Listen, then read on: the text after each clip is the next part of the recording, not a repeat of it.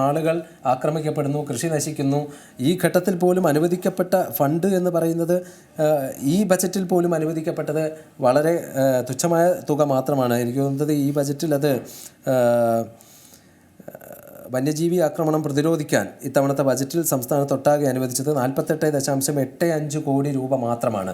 നമുക്കറിയാം, ഏതൊരു കാലത്തെ അപേക്ഷിച്ചും ഈ കുറഞ്ഞ മാസങ്ങളായി അല്ലെങ്കിൽ ഒരു വർഷത്തോളമായിട്ടുള്ള കണക്കുകൾ എടുത്ത് പരിശോധിച്ചാൽ തന്നെ വന്യജീവി ആക്രമണം ഏറ്റവും കൂടുതൽ അനുഭവിച്ചു കൊണ്ടിരിക്കുന്ന ഒരു സമയമാണിത്.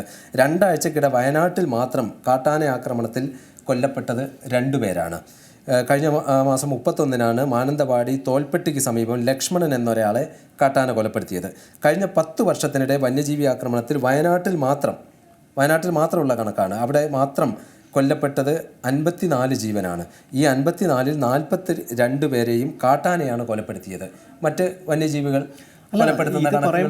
ഇത് വയനാട്ടിലെ മാത്രം കണക്കാണ്. ഞാൻ പറഞ്ഞു വയനാട് മാത്രമല്ലല്ലോ, ഇതിപ്പം കേരളത്തിൽ എനിക്കിപ്പോൾ ലഭ്യമായ കണക്ക് അല്ല ഞാൻ പറഞ്ഞത്. അതിന്റെ വേറൊരു വശമാണ്. ഇതിപ്പം സ്ഥിരമായിട്ട് പ്രശ്നം ഉണ്ടാകുന്ന സ്ഥലങ്ങളെന്ന് പറഞ്ഞാൽ ഒന്ന് വയനാടാണ്, 2 ഇടുക്കിയാണ്, പിന്നെ കൊല്ലം ജില്ലയുടെ കിഴക്കൻ മേഖലകളുണ്ട്. വല്ലപ്പോഴും ഒക്കെ തിരുവനന്തപുരം ജില്ലയുടെ ചില ഭാഗങ്ങളിലൊക്കെ ഇത് കേട്ടിട്ടുണ്ട്. എങ്കിലും സ്ഥിരമായി കണ്ണൂരിൽ നിരന്തരം വന്യജീവികൾ ഇറങ്ങി ഉണ്ട്. ഞാൻ പറഞ്ഞത് സ്ഥിരമായി ഇത് കേൾക്കുന്ന ഇടത്ത് അത്രയും സ്ഥലങ്ങളെ കോൺസെൻട്രേറ്റ് ചെയ്തുകൊണ്ട് നമ്മൾ ഈ ഫണ്ട് കൊടുക്കുമ്പോഴൊക്കെ അത്രയും ഭാഗത്തെ പ്രശ്നം പരിഹരിക്കാൻ നമുക്ക് ഇക്കാലം കൊണ്ട് പറ്റിയിട്ടില്ല എങ്കിൽ അതെന്തൊരു പരാജയമാണെന്നാണ് എൻ്റെ ചോദ്യം. നമ്മൾ ഈ ബഫർ സോൺ നിശ്ചയിക്കുന്നുണ്ട്.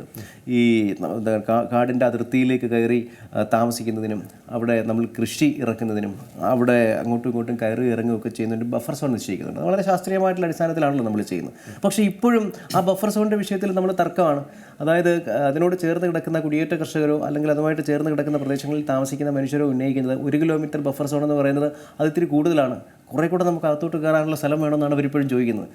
അത് വോട്ട് കിട്ടുന്നവരുടെ ഒരു പ്രശ്നമായതുകൊണ്ട് ഇതിൻ്റെ ഒരു പാരിസ്ഥിതിക വിഷയത്തെക്കുറിച്ച് ചിന്തിക്കാതെ എല്ലാവരും ഒരേ സ്വരത്തിൽ പറയും ശരിയാണ് അവർ പറയുന്നത്, അവരുടെ കൃഷി സംരക്ഷിക്കപ്പെടണ്ടേ എന്ന് ചോദിക്കും. ഇതാണ് ഒരു ശാശ്വതമായ ഒരു പരിഹാരമില്ല, ശാസ്ത്രീയമായ ഒരു പരിഹാരമില്ല എന്ന് പറയുന്നത്. അതേസമയം ഈ വനാതിർത്തികളിൽ താമസിക്കുന്ന മനുഷ്യരെ കൂടെ കൂട്ടിക്കൊണ്ട് അവരുടെ പുനരധിവാസം ഏത് തരത്തിൽ നടപ്പാക്കാൻ സാധിക്കും എന്ന് ചിന്തിച്ചുകൊണ്ട് ഒരുപാട് ദൂരം അല്ലാത്ത ഒരുപാട് കാലം നീളുന്നതല്ലാത്തൊരു പുനരധിവാസ പ്രക്രിയ ചെയ്യാവുന്നതാണ്. ഈ ബഫർ സോൺ നിശ്ചയിക്കുന്നതടക്കം പ്രശ്നങ്ങളൊക്കെ പ്രശ്നമാവുന്നത് അത് അനുഭവിക്കുന്നവന് മാത്രമാണ്. ഈ കാട്ടാനയുടെ ആക്രമണമാണെങ്കിലും അല്ല, അതാണ് ഞാൻ പ്രശ്നമാകുന്നത്. മറ്റുള്ളവർക്കൊക്കെ അല്ലെങ്കിൽ ഇത് രാഷ്ട്രീയമായി മാറുന്നത് അത് രാഷ്ട്രീയ മുതലെടുപ്പിന് വേണ്ടി മാത്രമാണ് എന്ന ഒരു വിമർശനവും ഉയരുന്നുണ്ട്. എന്തായാലും ഈ വിഷയം ഇന്നലെ നിയമസഭയിൽ ഉന്നയിച്ചത് കൽപ്പറ്റ MLA ടി സിദ്ദിഖാണ്. സിദ്ദിഖ് ഇന്നലെ നിയമസഭയിൽ പറഞ്ഞത് നമുക്ക് കേൾക്കാം. കർണാടക, തമിഴ്നാട് മുഴുവൻ വനമേഖല അന്തർ സംസ്ഥാന കോർഡിനേഷനെ കുറിച്ച് ഇന്ന് പറഞ്ഞത് ഈ മുഴയാന വന്നതായ വേലൂർ മഗ്ന എന്ന് പറയുന്ന ഈ ആന വന്ന സന്ദർഭത്തിൽ നിങ്ങൾ എടുത്തിരുന്നുവെങ്കിൽ അജി എന്ന് പറയുന്ന സാധാരണക്കാരൻ ഇപ്പൊ മരിക്കില്ല. അന്തർ സംസ്ഥാന ഏകോപനത്തിന് ഒരു നടപടിയും സ്വീകരിക്കാത്ത, നിയമപരമായ ഒരു നടപടികൾക്ക് നേതൃത്വം കൊടുക്കാത്ത ഈ ഗവൺമെന്റ് ആണ് സാർ ശ്രീ അജിയുടെ മരണത്തിന്റെ 1ാമത്തെ പ്രതി. അങ്ങയുടെ വകുപ്പും അങ്ങുമാണ് എന്ന കാര്യത്തിൽ തർക്കമില്ല സാർ.